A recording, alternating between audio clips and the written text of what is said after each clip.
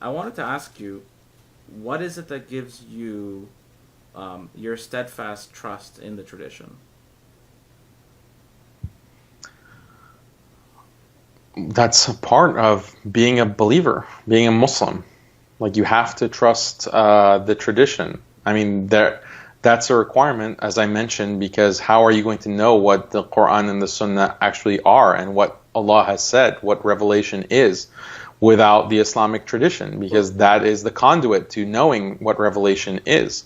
But then when you actually look and see the genius of our ulama and I mean, the level of brilliance that they had when you look at someone like Imam Ahmad, Imam Shafi, Imam Abu Hanifa, Imam Malik, Imam Ghazali, Imam Nawawi, Imam Ibn Taymiyyah, rahimahullah, all of these scholars, their level of genius, their level of insight and intellect, and the way that they are understanding Islam and writing about it and teaching on it, and their level of taqwa, their level of their khuluq and what has been transmitted about them as individuals. This is our tradition, right? It's a lived tradition, and these kinds of miracles, these things that you read about and you look, our scholars, our ulama, they truly are the inheritors of the Prophet. So these are the kinds of things that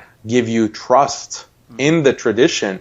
Other ways that you have confidence, I have confidence in Islam and in the Islamic tradition, is I see what the tradition offers in contradistinction to the modern world. What I see is the modern world is full of batil, is full of falsehood, just oozing out of every pore. It's extremely obvious when you put it into high relief against the Islamic tradition, the haqq and the truth that we find in Islam, and the guidance, the hidayah that comes from, that's transmitted through that conduit of tradition. It's plain. It's like night and day. And so when you see night and day, then it's very obvious what is the truth and what is falsehood. So all of those things give me confidence and trust and love and appreciation for being a part of this ummah, and I thank Allah every day. I try to be as thankful as possible and pray that Allah keeps all of us on Sirat al-Mustaqim, prevents us from falling into these kinds of deviations and falsehoods that are just being pressed on us from every direction in the modern world. Are only, if we go back to this idea of the safina, Islam is the safina, the tradition is the safina, is the ship that is going to save us from drowning.